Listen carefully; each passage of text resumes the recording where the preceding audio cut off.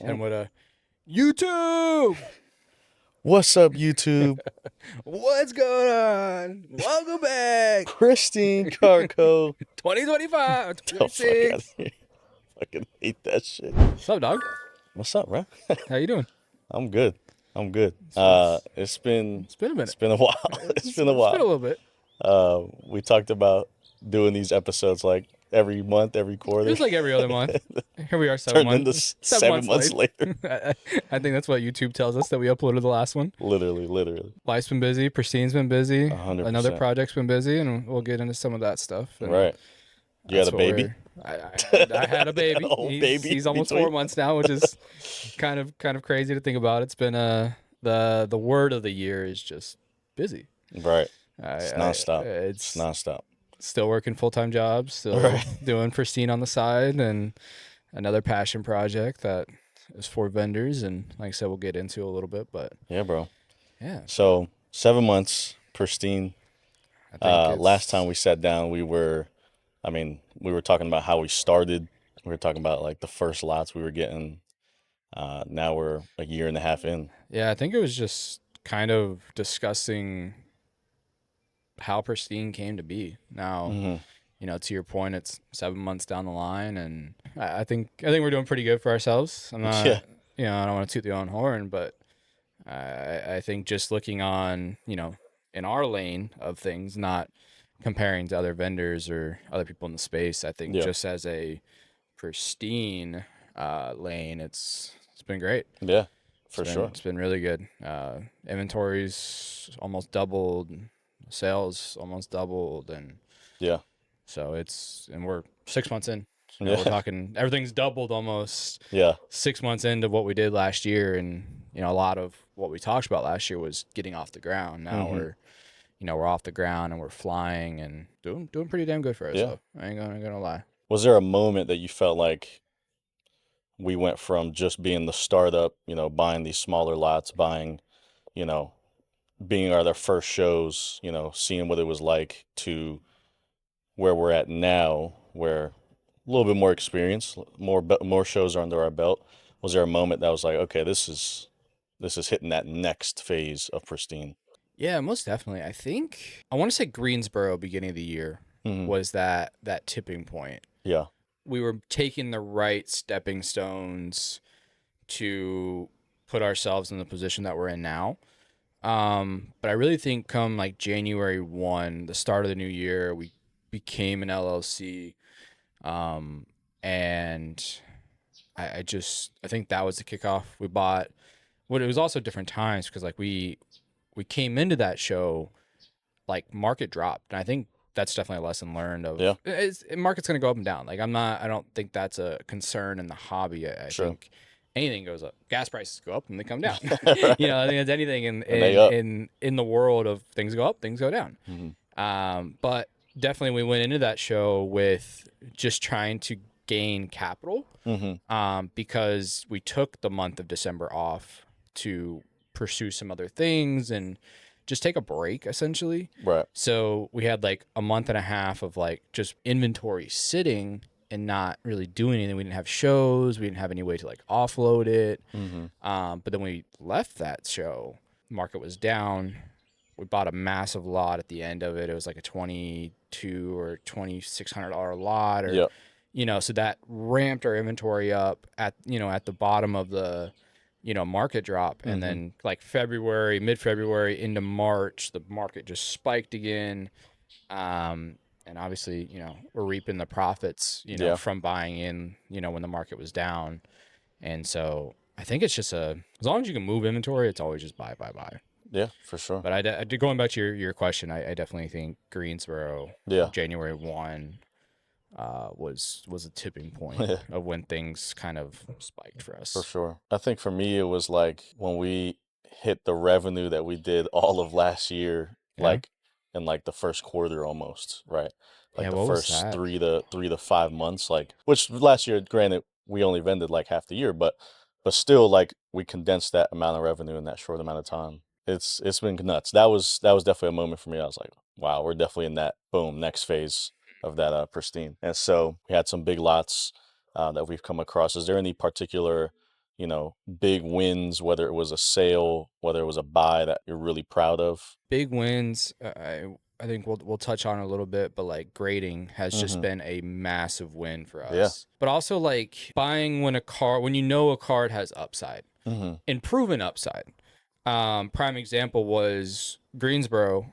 We bought Mewtwo promo tag team. And some guy was just trying to offload. I don't know if it's because either he needed money or, he came up to the vendors next to us. Shout out Duckbird. They weren't really buying slabs at the time. Yeah. And they're like, do you guys want this? They're looking for 80%. And I was like, sure. Yeah. I seen it and I was like, when I, was told what market was, and I think market was like 8. And he was asking like 620. I don't know math off the top of my head, but it was like he wanted like 650 or something like that. And I was like, I looked at you and I'm like, man, this was like a $1,200 card like 4 months ago, 5 months ago. I remember I'm like, seeing that. yeah, let's buy this. And then, we ended up selling it somewhere at about 900 or something like that. But like right around the time it was probably hit 1,000. And, I just think just making smart buys, like, a lot of what we did during that show was we bought Japanese Moonbryon. That was stupidly undervalued at that time.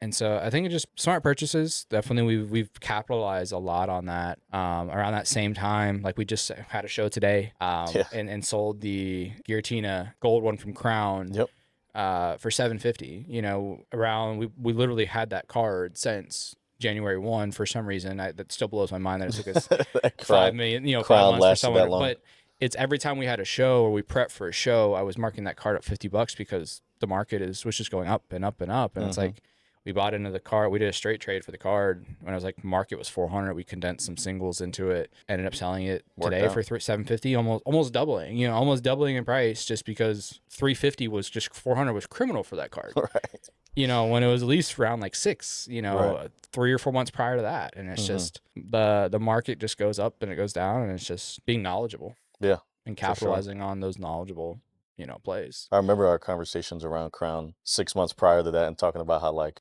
we're just not getting this love, right? And we looked at it just 2 days ago and it was like, holy cow. It's up like 30, 40%. Yeah, it's insane. But it's definitely getting its flowers that it's deserved, since its inception. So speaking of, shows and selling cards, is there anything at shows that's kind of surprised you in terms of people buying or just in general, the community, the hobby? And lately, really, like Whatnot streamers has just absolutely taken off, where you'll have these guys come by and just, I want to buy your whole table. Or I want to buy, your singles over, $100 or over $50, and I want to be at this percentage. And sometimes of course, doesn't work out. Numbers don't make sense. And then sometimes, like today, numbers make sense, percentages make sense. But it's crazy to see who it's going to. Yeah, it's definitely, it's almost become like a business model within itself, just to like fast flip to these guys. It's like, I think we were at Charlotte Card Show and one of the guys came up and he's like, in a stream, I'm running through 1,000 cards, and like that's a lot of cards. Yeah. You know what I mean? In one stream. So it's like, in one stream, they're pushing through 1,000 cards. Some of those are probably, dollar EXs or base EXs or cheap art rares and stuff, but it's still to that point of like a business model. If you're fast flipping cheap art rares that, that come to your table and you're buying at low percentages, $2,000 worth of market value for 10%, that's $200. Yeah. And especially if you can buy it that same day and then ship it out the next morning, like 10% is 10%. Yes, it's a low margin, but like it's taking you less than 24 hours to make $200. So like, yeah, it's crazy that it's just how much volume they're going through and just the demand for it. It's like, personally, I don't see, I think we early on shopped on Whatnot just because we were trying to find inventory. I think we were ripping packs and, having fun with it. But like, I couldn't see myself being a buyer on Whatnot, just hot auctioning cards. Outbidding each other. You couldn't see that? No, I wasn't. You and Matt were. Not even, we would be in a Discord call and, all right, I'm gonna bid on this one, and then Matt would jump in. Nah, I want that one. And then you were like 2 seconds away from winning an auction of like 5 packs of Terrastol. Right. and then Matt jumps in and Nah, that's mine. that's mine for an extra like $6. Like when we all You're not gonna pristine, beat like me. what's the What? difference? I don't know. I think the abundance of card shows, Yeah. like there's one every weekend, Mm-hmm. and it's like we had a guy come up to us, and I think they asked us our opinion on buying cards on eBay. Mm-hmm. And I think it was actually their first card show. Mm-hmm. And I just kind of had that same take with them of like, there's a card show every weekend. You know, Mm-hmm. you're not paying tax. You're able to negotiate price. You know, you might be able to find deals. And Right. I think the live auction, I guess it's the dopamine or like the breaking. Like I get because you're just ripping packs. Sure. But like the sudden deaths on like cards and stuff, like I just personally I don't see the buy into as a buyer. You know, For sure. obviously there's businesses that are making money on it, and it's definitely making money. And I think Right. Whatnot's printing money. It works. It works. Yeah, exactly. If it works, it works. But, From a grading perspective, you touched on that a little bit earlier. We've had a pretty awesome gem rate. We've done it's been probably 6 submissions now. Grading wise, obviously there's some things going on in the market. sucks. Absolutely sucks. PSA, pausing, tag, pausing, CGC, pausing, all of the above, right? What are your thoughts? Sucks.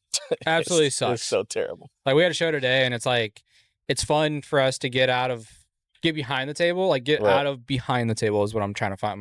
My words are hard. And so it's like it's just not worth buying cards now just because Right. how volatile the market can be sometimes, let alone like you have to essentially like you're going to send them off to grade. So like you got to play a little bit of that factor. Like obviously if you're sending smart plays, just not cheap like art rares and stuff, but like liquid cards, even if it takes 2 or 3 months to get back, you're typically still up a few 10, which, you know, our gem rate has been 75 to 80%, like the last 30, what, 20, was it 26? Yeah. It's 26 cards that we got back, and Mhm. we were rated at flat 80%. You know, go check out that submission video if you're curious to see what we got. Plug a little bit of socials. But it really sucks. Yeah. You know, it's been not the entirety of our growth, but it's been a very large percentage of our growth. Yeah. Because it's like, yes, you know, your ROI is not always, you know, sometimes like I think people dance on the line, is it worth it? Mm-hmm.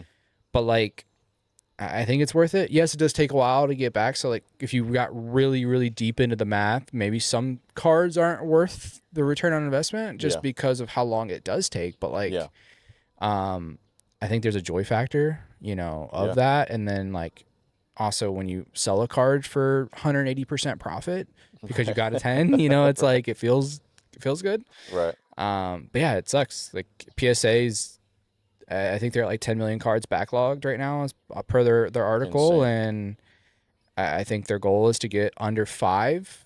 I'm pretty sure in their article they put 4 months as their estimated turnaround time. So it's like 4 months. Then everybody's going to rush the doors again. Then you're going to submit your cards and it's going to be 2. So it's like, if I had to put about like 6 to 7 months of just not sending anything. You know, even if you do send, by the time you get cards back, you know, thankfully we got a 50 card submission in. I was just saying, we need to be a part of that 5 mil.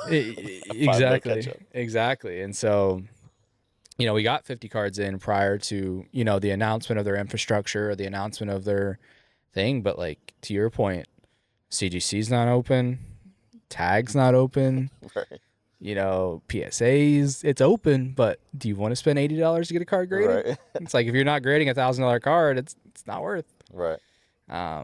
So it's like, what's your opinion on how much do you think graded cards as a whole jump because of the scarcity of the circulation? I do think they'll jump. I even felt like today, I felt like that was the most slabs we've moved at a show in a while. We move through slabs, and we do really healthy with slabs, but I do think there's going to be this next wave of, if you've got them, they're probably going to fly, and those people are going to sit on them, and over the next couple months, those are going to go up, and so everybody's going to make their money. But I do think we're definitely going to be in this like buy heavy on the slabs, and people also were bringing us.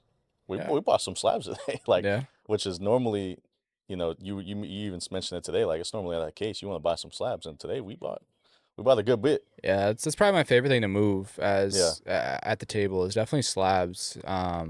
And yeah, I always bitch and complain that nobody brings Nobody's the bringing us slabs. every show. Nobody's bringing us slabs, man. That's the thing I enjoy. It's like Yeah, it's what I enjoy the most. And whether if they don't sell it, but at least I want the opportunity to try to buy some. I right. think that's kind of what I enjoy collecting. Yeah, Not really like I don't really care to collect raw cards. I'd yeah, rather collect the graded cards, and yeah. so it's also what I enjoy buying. At the table. But yeah, I mean, even to that point of like them spiking in price, like I feel we had a trade night Friday night, Mm-hmm. and I feel like even some of our stickers were $10 to $20, like sales that were the 30th and the 31st. Mm-hmm. That have jumped up like $20, Yeah, like just from when we priced them Thursday night. right. And so, who knows what the market's going to do, but Yeah. I definitely think it's going to have some kind of impact, whether it's big or small. For a moment there, we were kind of looking at each other like, yo, they just shut down PSA, bro. Like, We were just getting in our groove, we were bro. just hitting We like were these riding the high gem high. rates. Like, we had even a stack of cars that we had set to the side that we were gonna kind of, some maybes and stuff. We were just Yeah. like, screw it, just sticker them and put them out. Yep. And so we definitely had that like, oh shit moment. What's not necessarily what we're gonna do, right? Because obviously business as usual, and Yeah. we did really well today. We bought some slabs today. There is that fun factor, like you said, that we do every show. We always take time, both of us, to go walk. We always Hmm. go and find gradable singles. We always put them to the side, Yeah. and that's kind of just it's been our thing. It's a great, like you said, return on investment, and I think it's definitely kept us healthy from a margin standpoint. Like Oh, you for said, sure. like those 160%, those help over time. Notoriously, vendors live in a lower percentile, right? Hmm. That 10 to 18%, maybe 20 if you're really healthy. But this has been able to keep us year to date, I think, above 30. Yeah. Which is not as common with an average vendor that Yeah. doesn't grade themselves. Obviously, from a business standpoint, we always love to see a higher profit margin anytime we can do that. It's definitely strange. It's a strange time to be in. Yeah, it came in like a really bad time because like we just got our largest submission to PSA, Yeah. got it back. We were really kind of anxious to see what that was looking like because our small like 20 cards, and Mm-hmm. our very first one was only like 13 or something, and in that 75 to 80% mark. And now we were like, okay, when this 26 card or whatever it was that we got back, it's like, okay, if this does what the trends for us percentage wise, like it's going to be a great bump in market profits. Like it was just a good thing all around. Yeah. And then, excuse me, we got that back, and it's like, hell yeah, like, we're gonna buy into this. We're gonna start selling slab. We sent the 50 batch. Thankfully, like I said, we got that in before the announcement of the infrastructure, the announcement of the turnaround times, the crisis, the Mm-hmm. panic. But now it's like, damn, it's like again, we were just riding that high, and then we just smack a wall out of nowhere, and it kind of sucks. But Yeah.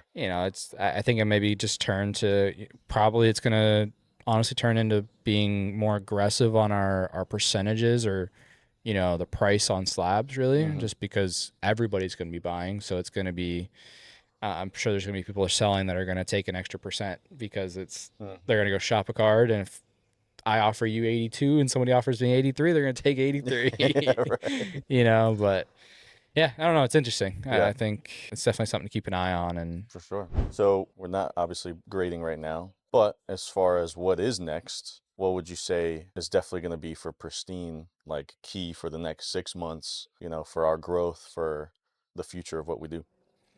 yeah, I think we've been very strategic and smart. I don't think we've took major risk. Mm-hmm. So I think continuing to do that and just buying smart, Mm-hmm. because I don't think there's been anything we've absolutely just got burned on, which has been, obviously a great thing for a Yeah. business, not to get completely burnt on a card. Yeah.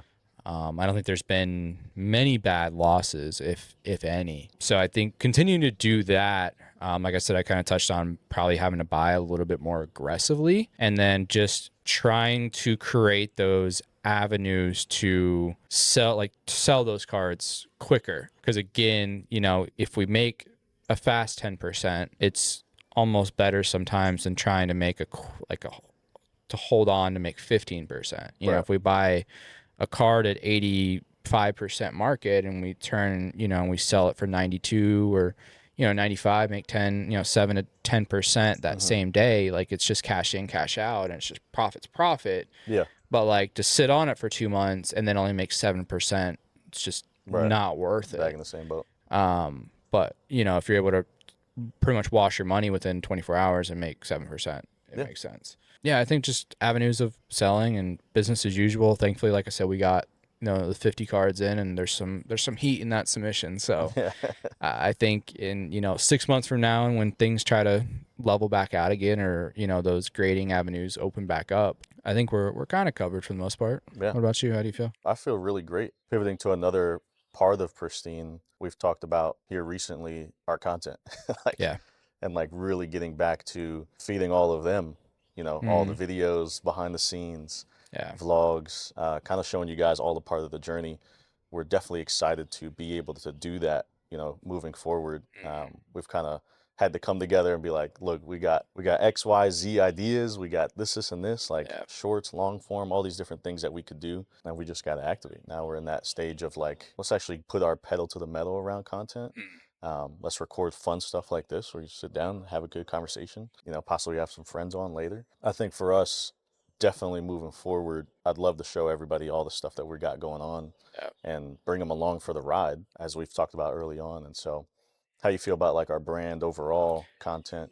Yeah, I mean, obviously, content, it's been pretty in the dumps. We've been definitely neglecting that. And I think as we have the business heading in the right direction now, and we have some projects that we're working on, so time is just getting divided, and content, unfortunately, took the hit. But Yeah. I think as a brand and as an identity for Pristine, it's definitely keeping the gears going business wise, but really pushing the production and content, and not just doing like vendor POVs. Like I said, kind of behind the brand is essentially like the goal, what we're wanting to accomplish, just brand identity and high production, and trying to set ourselves apart. Like that's the hardest thing with content is standing out. There's so much. Our world revolves around internet and social media. Now it's just how do you find the diamond in a rough, right? And just stand out from the rest. And so that's definitely our strive, and where you'll probably notice you'll see a higher level of production. Yeah. And I'm excited, to the point of that. Sure. Like I enjoy doing these style videos, or we were talking like me and you both edit our videos too. Like we don't source our editing, and it's just like sometimes I just get bored editing, vendor POVs, and it's like, it's like if I get bored watching them or editing them, like, if it's not exciting enough for me to want to edit, do they really want to watch it? Like it's a good background video, but for sure. Yeah. I want to do more than just the vendor POV stuff, for sure. And so what we've been working on, we can touch on it a little bit. I know we got some videos and content we want to do with the rest of the team. What's made us neglect you guys a little bit? So redheaded stepchild. Right. One of the biggest things we've spent a ton of time on is, I think, when did we record that podcast? That podcast was September of last year. Shortly after. Right, October, November-ish. Yeah, so shortly after we got tired of watching those vendor POVs, thought there had to be a better way. That's why we built what we built. And so that being Slabstack. So feel free to check us out. Got plenty of promo videos on our Instagram. We got a lot of things cooking with that. You want to kind of tell them what Slabstack is about? Yeah. So like Tyler said, I mean, we've been spending a ton of time around watching videos, having to watch back and look back at footage and see like, what did we sell? What did we not sell? Did this card move? And it was just a nightmare trying to keep up with spreadsheets, different tabs for every month. And like, we can put on screen what we were using. And like at the time, sure, it worked. And we had to have some sort of system because we liked the analytics of it all. Yeah, we care for that stuff. We weren't an LLC, but we were treating it as such, and we were being serious about it. Doing all of that, and realizing there's got to be a better way. Like there's no way that there's not an app, a system, a program, a whatever that can help you log, track inventory, sales, etc. Trades. And we went to my brother-in-law, David. Shout out David. We were building the app for vendors to be able to manage your inventory, track sales, track trades, track your grading system and your cards that you're sending off. Originally, it was just supposed to be for us. Yeah. Sales, intake, trades, and boom. That was it. It was just for us to ease of access and just be able to be done with it, not watch 6 hours of footage, Right. you know, run our heads into the wall trying to figure out what we sold. And then as just through development, it was like very quickly was like, we can do more. Right. And early Like concepts were December. Right. David had shown us like what it could be. He was showing us like different apps. I mean, it went in phases, Yeah, right? for sure. And we'll get into the whole, you know, the details and the backstory. We'll do a video with David, with Matt. We'll bring the whole Slapsack team on. But really, like where it's at now, we're excited to really take that to the next level, and that's where obviously a lot of our time has been and spending and getting that off the ground. So now being in 2 lanes and balancing that, going back and forth between content for one, content for another, business for one, business for another. Time is scarce. And then our 9 to 5s, like, and so it's definitely been it's been a journey for sure. But excited where that's gonna go, where that's gonna take everything, and excited to bring it to everybody, bring it to all the vendors. Like, you know. I mean, it's just one of those things. Is I promise you, if you're a vendor watching this, Yeah, it'll truly change your life. 100%. Behind the table. We've put a lot of time into it. You know, Pristine has been the backbone of it, and it's built vendor first. Right.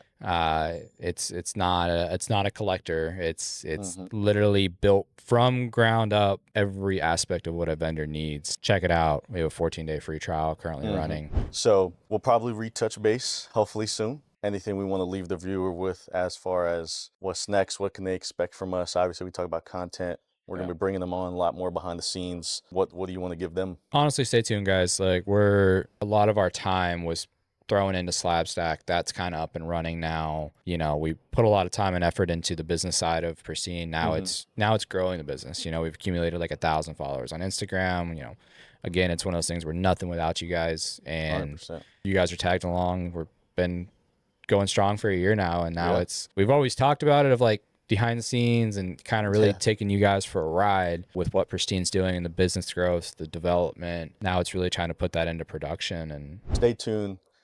Keep an eye out on our Instagram. We'll put all of our socials on the screen. We'll put all socials all over the place. You'll see them all. Subscribe, like the video. Appreciate you guys hanging out with us, chatting it up.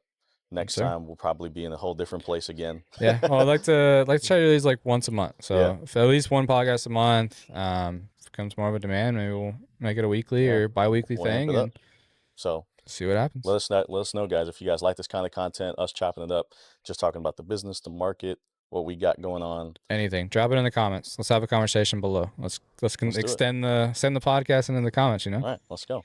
So appreciate you guys. Appreciate you guys. Peace out.